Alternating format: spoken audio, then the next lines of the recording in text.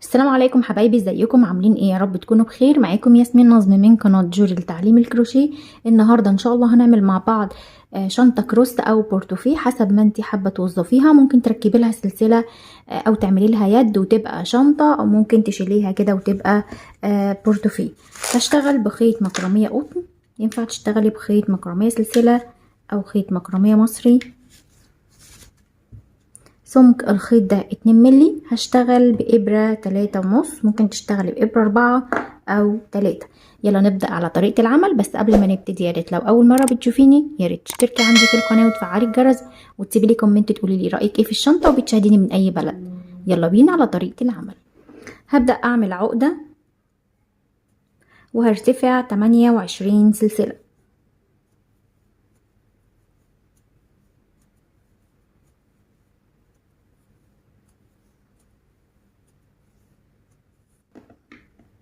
اشتغلت 28 سلسلة، هعمل كمان سلسلة ارتفاع، وفي ظهر الشغل هنا هشتغل غراز حشو.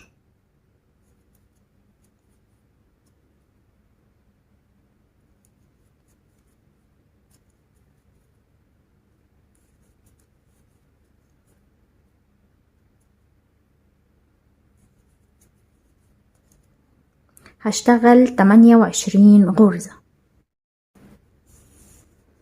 اشتغلت 28 غرزة، هرتفع سلسلة وهلف الشغل، وتحت الحلقتين هشتغل حشو.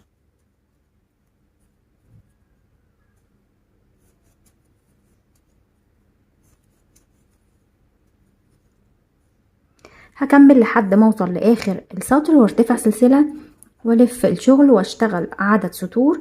هكمل كده لحد ما ارتفع سطور ونرجع نكمل مع بعض.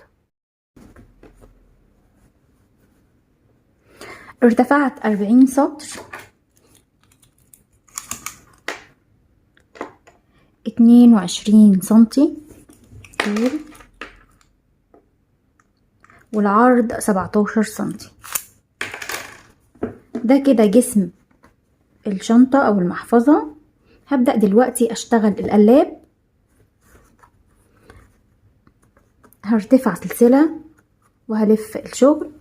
الغرزة اللي جاية هشتغل غرزة منزلقة، واللي بعديها هشتغلها نص عمود منزلقة، نص عمود.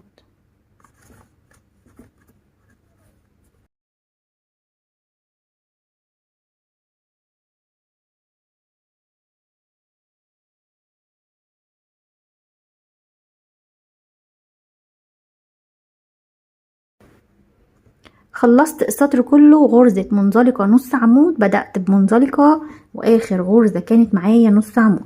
هرتفع سلسلة وهلف الشغل، ودايما ببدأ بغرزة منزلقة واللي بعديها نص عمود، منزلقة، نص عمود. هكمل كده لحد ما اخلص السطر وارتفع سلسلة والف الشغل وابدأ بغرزة منزلقة وانتهي بنص عمود لحد ما اشتغل القلاب بتاع الشنطة ونرجع نكمل مع بعض.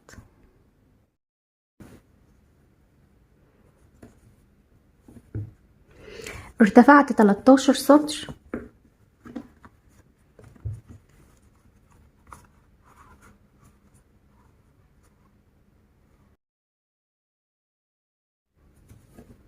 هرتفع سلسلة وهلف الشغل وهشتغل غراز حشو. في كل غرزة بتقابلني هشتغل فيها غرزة حشو.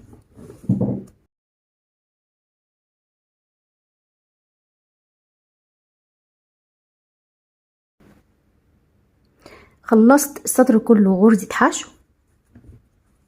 هرتفع سلسلة وفي نفس الغرزة هشتغل غرزة كمان. هكمل هنا في كل سطر غرزة واحدة.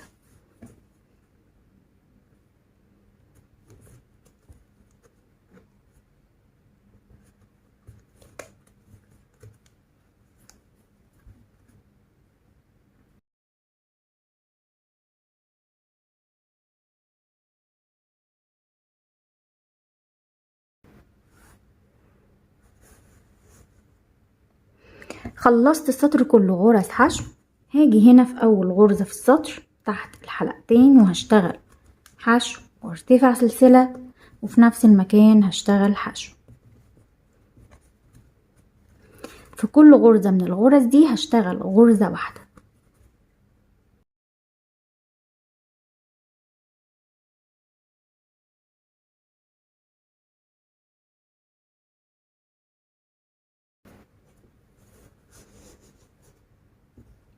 خلصت السطر، فاضل معايا اخر غرزة هشتغل فيها حشو وارتفع سلسلة، وفي نفس المكان هشتغل حشو. في كل سطر من السطور دي هشتغل غرز بنفس عدد الغرز اللي هنا.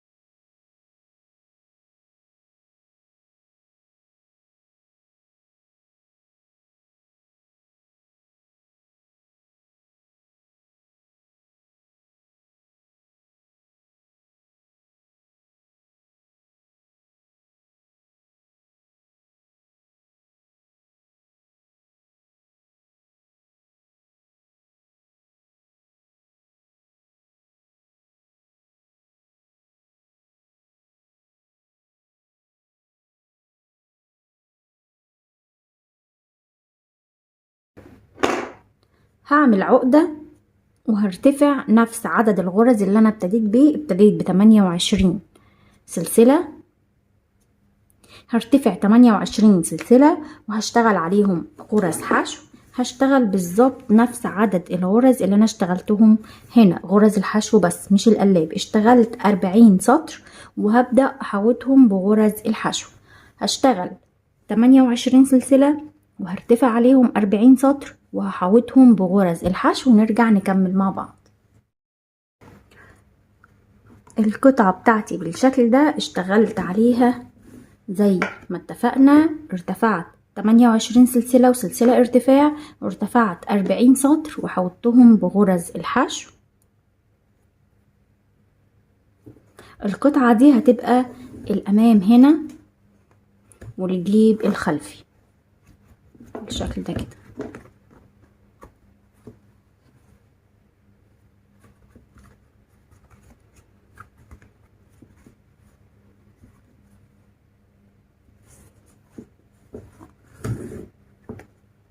هبدأ دلوقتي أجمع القطعة دي.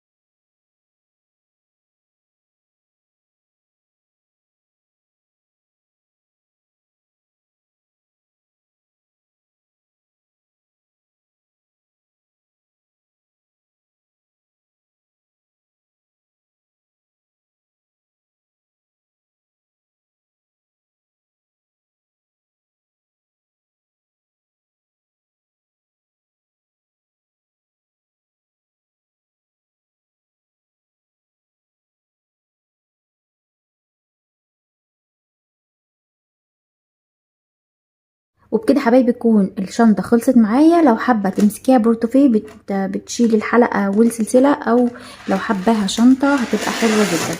اخدت 180 جرام خيط مكرمية قطن، ينفع تنفذيها بخيط مكرمية مصري او خيط سلسلة. يا رب يكون الفيديو عجبكم. لو عجبك الفيديو ما تنسيش تحطي لايك للفيديو واشتركي في القناة وفعلي الجرس، وسيبي لي كومنت قولي لي رأيك ايه في الشنطة وبتشاهديني من اي بلد.